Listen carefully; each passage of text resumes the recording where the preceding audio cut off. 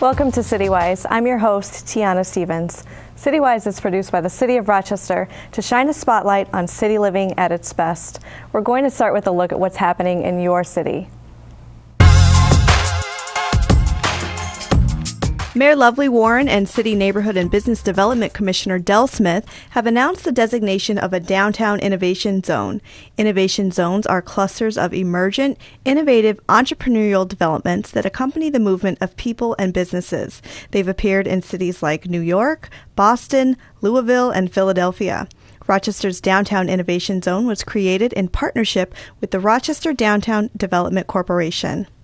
Mayor Warren and Chief Simonelli have announced the names of 5 captains selected to command the new police sections under the department's new 5-section patrol model.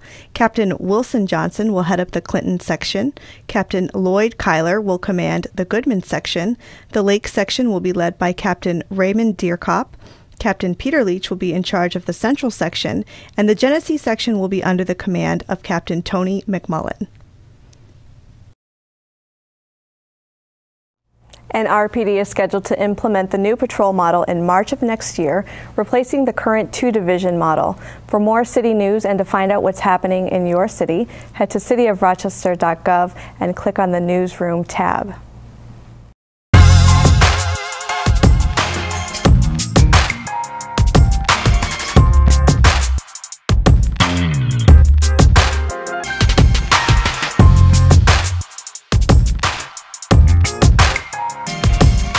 A talented group of Rochester youth is making a name for itself by sharing their passion for the art of dance with the world. TRU Art Dance Company, under the direction of Jamie Bermudez, has recently returned from the World of Dance competition in Boston. CityWise photojournalist Jimmy Day traveled with the dancers and brings us this insider's look at the competition.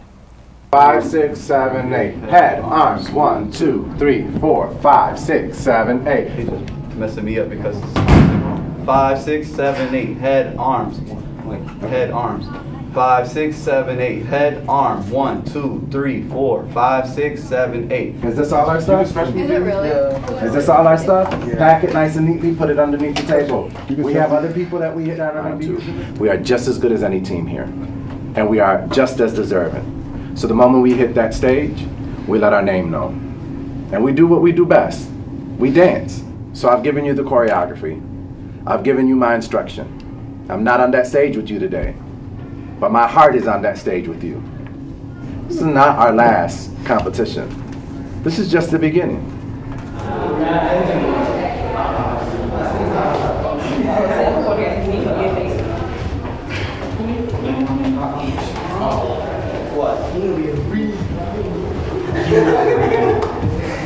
You're not reading. I'm not. This one, and that one. There's 4 wings, right? Right. One is coming out here.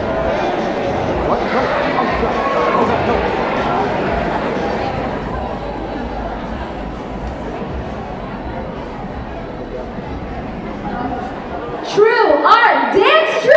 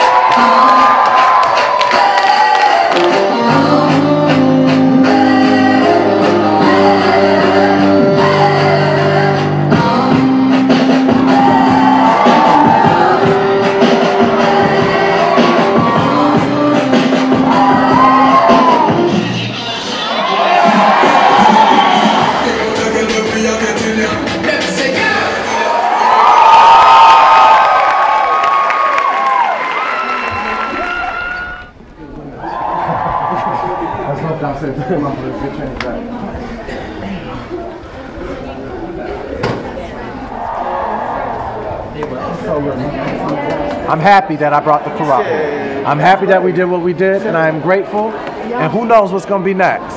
Seeing some other crew. This how we did it all happen. With the cell phone.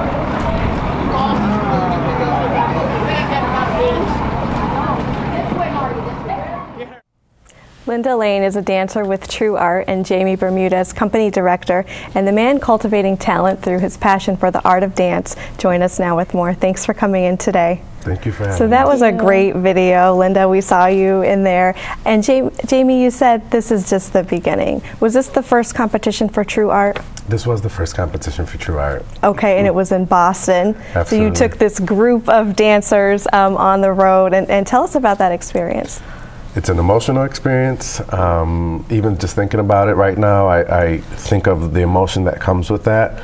I made a promise to a group of young people from the inner city that has this awesome talent, and I wanted to make good on that promise. I wanted to make sure that they knew how talented they are, and the world needed to see that. And there was up moments and down moments, but we got through it as a family, and we made it there, and it was an accomplishment. So for our first competition, it was a memory that's placed in our scrapbook and that's placed in our own hearts as something that we can do. And Linda, you've been dancing for about 5 years, you said.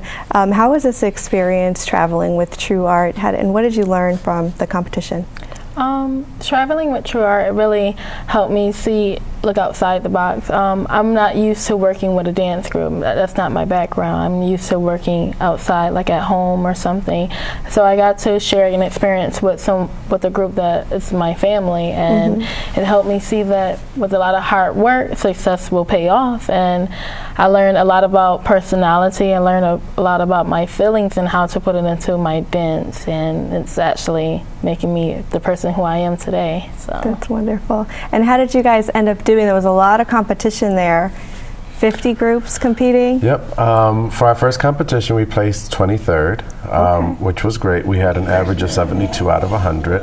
Wow. Third place had a score of 92, so that placed us about 20 points away from third place. Wow. So, you know, for our first competition, we didn't do horrible. We didn't win first place, but we came back with a lot of experience, as well as was blessed with the opportunity. So I look at all of that and say it was a well done job. Right.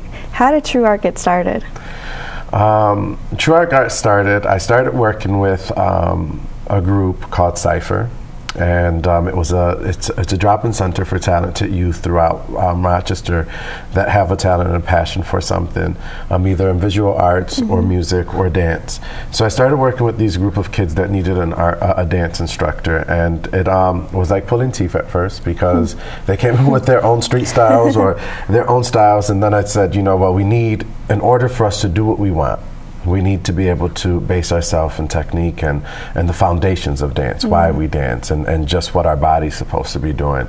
And then having a conversation with one of the dancers, it turned out that he said he would like to do this for the rest of his life. Wow. And I said, it's possible. I do this, as one of my livings. And so my goal was to work with this one young kid because he wanted to really make something of what he was doing at Cypher. And then it turned out that a lot of other kids wanted that same desire and had that same goal in mind. And so when Cypher was not in session, TRU Art was in session, and it provided them an opportunity to still have the dance, still have the relationship with the other dancers, and still feel like they had a place where they were doing their passion and they were learning how to invest in that passion. And Linda, how long have you been dancing with TRU Art? I've been dancing with TRU Art for about 6 months. I got started around the March area, around that time of the season. It was a really cool experience. Like coming after school, I recently graduated from School of the Arts, so and I went there for dance as well. So coming after school to another dance company was like something new, a different experience. I got to learn about other students and other people who had the same passion that I did for dance. To me, dance is life. So to be able to meet somebody who actually shares that same connection, it was very great for me. Right. So. Now, Jamie, you said that the kids all come to you with their own individual style. Do you take that and take their ideas? Do they get to have a say in the choreography of some of the pieces that you do? Absolutely. There's moments where we start filling out the music, and it's a moment where they get with partners and they kind of just come up with how the music makes them feel and what the music is asking them to do. And we play with that and we experiment and we say, okay, well, let's take this and place it here. or let's take this and put it there. A lot of the choreography elements come from my own work, and then with their work, we kind of just create and kind of sew the pieces together, so that way they're learning the structure. And you have an interesting story of how you were first exposed to dance. Can you share that with us? Yep. I was in middle school, and at the time I was going to Monroe. And Monroe was attached to School of the Arts at the time. And I had actually been sent to the counselor's office because I had been misbehaving in class. And the counselor was Miss Martinez, and she had her own little group that she was running out of Monroe. And she also there was a new program where students from Monroe Middle School could be able to do 9th period classes at School of the Arts.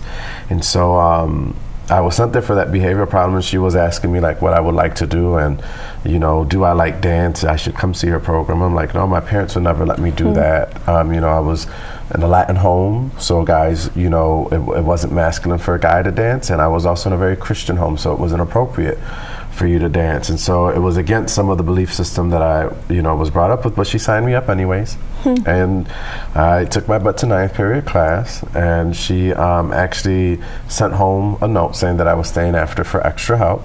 And so for that whole year, I was able to go to a dance class and be exposed to that, as well as their music theater, and be exposed to the arts. And it gave me a foundation of something that I wanted to do secretly, and I was able to. And there was also other elements, like one of my aunts that would allow me to stay after. She'd tell my parents I'll take them, home from a quinceañera party or something like that they were having, so that way I can get in a couple of little dances here and there, But that's how my start was. Okay. And you mentioned it's not masculine to dance, or some might think that, and then we see the guys coming out at the end of the show in their regular clothes, and you wouldn't think that these dance, these young men could dance it the way that they do. It must be empowering for them to have this wonderful skill and talent. And that it's surprising to some people. It is. It definitely is. There's not a lot of male dancers in the dance world, and it's amazing when you see these male dancers dancing. It's even more amazing when you see male of a minority background, where we're taught that it's truly not masculine. Really own up to their craft and own up to the passion that they have for dance, and say, well, I don't care what you may think of me. This is what I love to do, and this is what I'm going to do. And being able to have that young male just see themselves being able to do this and see how they're able to prosper in just what their passion is, I think that makes it that more great for them. And just, especially even for the dance world, these guys are amazing with what they do. And Linda, you're a great talent, and you've given her a nickname. You kind of give all the kids a nickname. Absolutely. What's Linda's nickname? This is Queen Linda. Queen Linda. What are your future plans? What's next for you? Is dancing a career path, possibly? Absolutely. I'm at MCC for Human Service, and I do want to work with children. But dance is also something that I don't want to take out of my life. I want to keep it something that's part of me. So next year in 2015, I am looking to become a choreographer to do my dance, and hopefully I can accomplish that. So that's one of my main goals. And Jamie, you've kind of been cultivating these kids to become teachers of the next generation of dancers. Absolutely. That's what my hope with TRU Art is. I'm not going to be around forever, and I have children of my own, and with the way the world is, I think that what we're lacking is a lot of the culture of things, and you get that from art appreciation. And so my goal is to give these guys enough experience and enough diversity in the dance world. We have dancers doing musical theater right now. We've done the competition thing.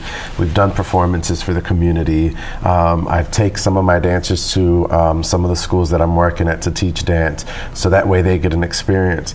So that way they can be able, at some point, be able to teach a younger generation. And that way it makes my job a lot easier. And I know that this project is what's called an evergreen. It's always giving forth something great. Right, wonderful. Well, thank you so much for joining us. Again, to learn more about TRU Art, you can check out their Facebook page. Also, look out for more videos and performances on the city's YouTube channel.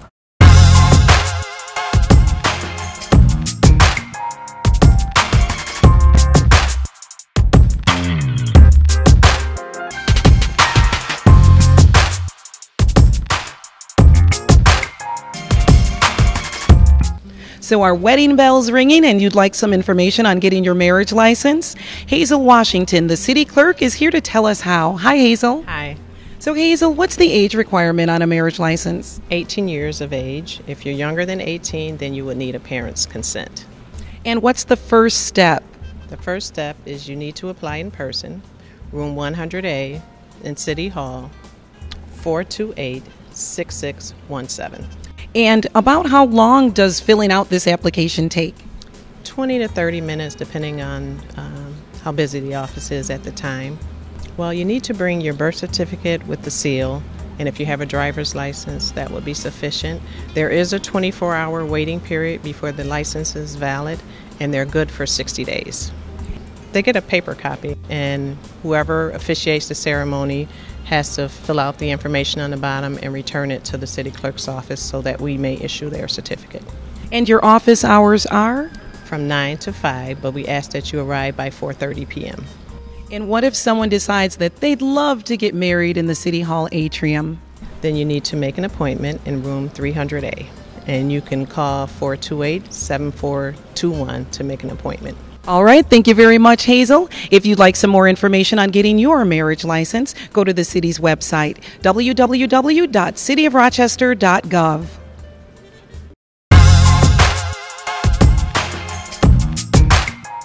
In Rochester, 58% of female heads of households with children under the age of 18 are living in poverty in our community. That's according to research done by the Women's Foundation of Genesee Valley, whose mission is to empower women and girls to achieve economic self-sufficiency. And joining us now is Susan Latosky, Executive Director of the Women's Foundation of Genesee Valley, as well as Dr. Kathleen King, board member and researcher for the foundation. Thanks for coming in today. You're welcome. Thanks for having us. This year marks a special year, is that right? 20 years? What's the history of the foundation? The foundation was established in 1994 by a group of women who knew that women and children were disproportionately affected by poverty, and they wanted to create lasting social change. So they began to build an endowment so that they could award grants to programs that very specifically would help women and girls become economically self-sufficient. And now, Kathy, the research focuses on economic self-sufficiency for women and girls rather than just poverty. Why is that? Well, when you look at just poverty, if people just get above poverty, or women in particular get just above poverty, that's really still not enough to make ends meet in most households. And the interesting thing about the poverty guideline is it was originally instituted in 1957, I think, and it's done by the Agriculture Department because at that time food was the most expensive thing in your budget. Right. And it doesn't really reflect what people need to live on and become economically independent. So we used another standard that's been developed in the last 20 years called the self-sufficiency standard that really looks at income inadequacy. And just to give you an idea of the numbers, if a woman has an infant and a school-age child, that's 3 people by the poverty guideline, they would be above poverty if they made a little more than $19,000 a year. But the self-sufficiency standard says that they need to have about $45,000 a year to really just make ends meet. Right. So instead of just focusing on people getting women out of poverty, we also like to talk about what really they would need to be income adequate. And unfortunately, what our study shows is that many women who head households, especially if they have children at home, don't have an adequate income and defined that way. In fact, if you look at women who have kids under the age of 18, about 87% of women in the city of Rochester do not have an adequate income according to the self-sufficiency standard. So we like to look at that because if you're just looking at getting people out of poverty, sometimes you get them enough out of poverty that they just don't even qualify for social services anymore, but they still don't have enough money to really make ends meet. And Susan, what specific ways does the Women's Foundation help with this? Well, the Women's Foundation awards grants to programs that very specifically have the highest likelihood of helping women and girls become economically self-sufficient. So over the last 20 years, the foundation has invested about $1,176,000 into programs that have a very specific mission to help women and girls become economically self-sufficient. And some of the grants were just announced recently at the awards luncheon. Yes. What are some of the organizations that would receive a grant? Some of the winners this year, maybe? This year we had the YWCA received a $10,000 grant for their parenting programs for young teens. Sojourner House has their Henrietta Hammond Institute for Life Skills. They received a $10,000 grant for their program.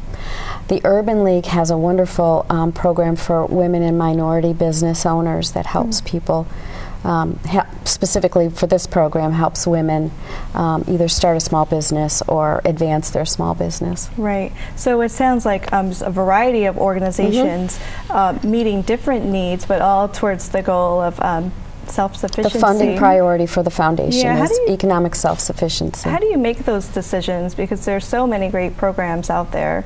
How do you decide on who gets the grants each year? Well, it is a tough decision, but we have a committee made up of volunteers from the community who come together, and they're actually trained on how to review a grant. In fact, I think, Kathy, you were involved in putting together some of those, some of the training piece for people in the community. They're trained to read through the grants and look for specific things.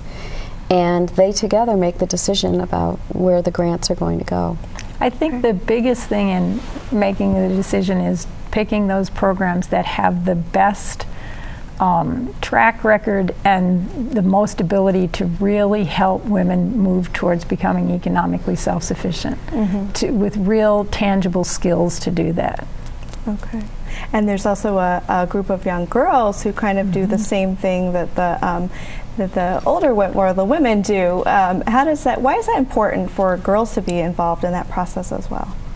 Well, I think for girls that are perhaps coming from a more affluent background, it's really good for them to learn more about the needs of their peers. And I think for other girls that are coming from maybe a background where they are the recipient of help, it's really empowering for them to be able to give back to their community. So it really gives them all a really great feeling. I mean, it has a ton of other skills that they're able to pull together to be able to do the grant reviews. Okay. Now, Kathy, the report is an update to a report that you did 10 years ago. What are the major changes that you've seen in the numbers?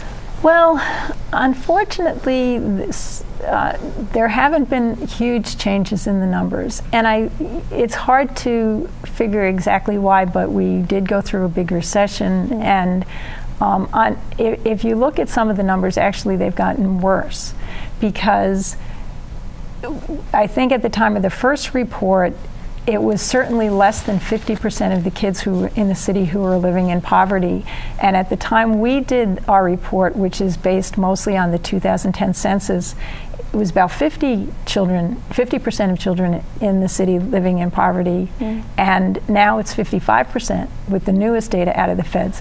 And the thing that's hits us with that so much is that it's mostly children who are living in homes with only their mom. Okay. So if mothers are in poverty or not economically self-sufficient, that has a huge impact on the kids. So the change over 10 years is not as great as, and sometimes you kind of question if it's even moving in the right direction. All right. Well, thank you, ladies, so much for your time. To learn more about the Women's Foundation of Genesee Valley, to read that report as well, find out how you can help. Visit womensfoundation.org or call 242-0940. Thanks for joining us on CityWise. We'll see you next week.